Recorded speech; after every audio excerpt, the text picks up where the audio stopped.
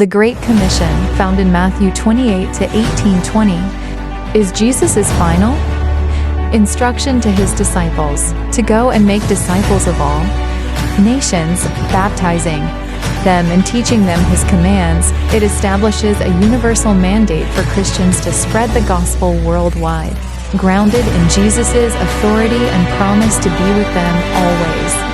Core aspects of the Great Commission. The authority. Jesus declares that all authority in heaven and on earth has been given to him. The command. The primary mandate is to make disciples, not just converts, which involves teaching them to obey everything Jesus commanded. The scope. It is a global mission targeting all nations and every creature. The action steps. Going, baptizing in the name of the Father, Son, and Holy Spirit, and teaching. The assurance. Jesus promises his presence until the end of the age. Key biblical passages. Matthew 28 to 16:20, the most comprehensive, emphasizing discipleship and universal authority. Mark 16:15 directs followers to preach the gospel to all creation. Luke 24:47到49focuses on preaching repentance and forgiveness in his name. Acts 1 to 8 promises the Holy Spirit to empower witnesses from Jerusalem to the ends of the earth.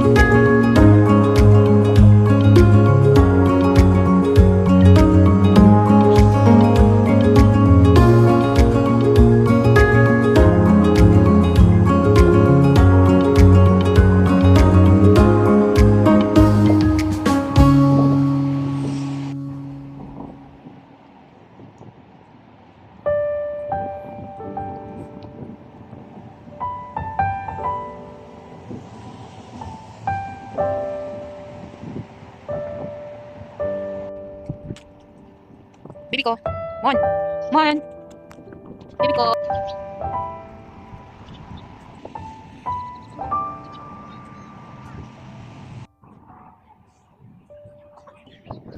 Mon. Mon. Mon. Baby ko. Mon. Kinuha kang asan. Dali na. Mon. Hello. Mon. Mon. Mon. Mon. Seryoso?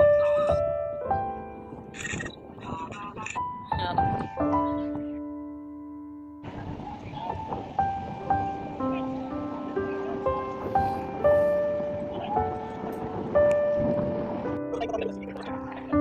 sa itong moment na tayo siya na nakikita lang, hindi lang.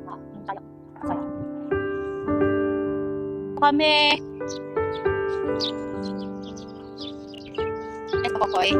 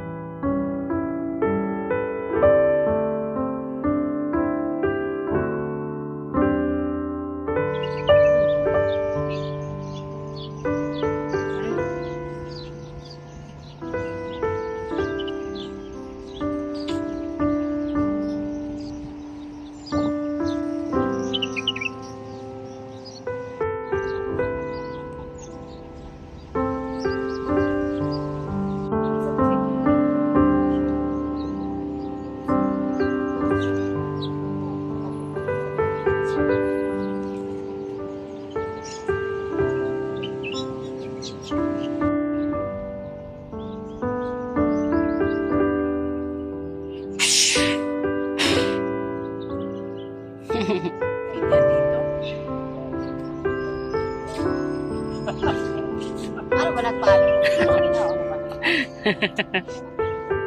Yeah.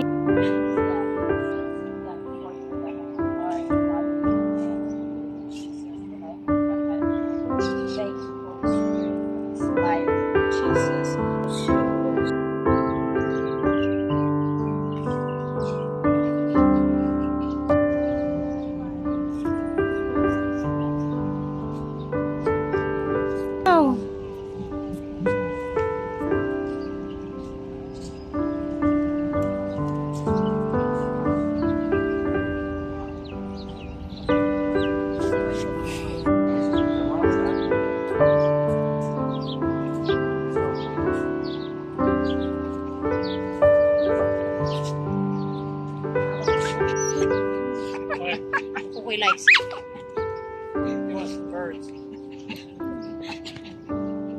Let him play. Let her play. Mauna ka na, sis. Mauna ka na. Bulogin mo na, sis. Bulogin na natin! Makakain! Bulogin na natin sila!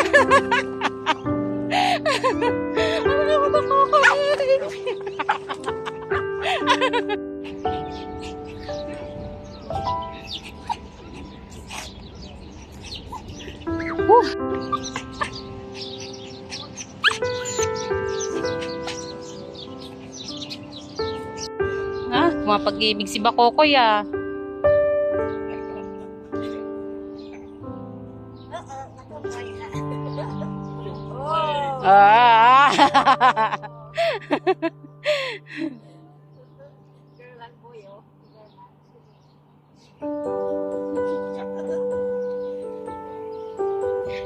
It's a boy? Hello! Big family. I got a chain. What? She know where she will go. She want to, ano?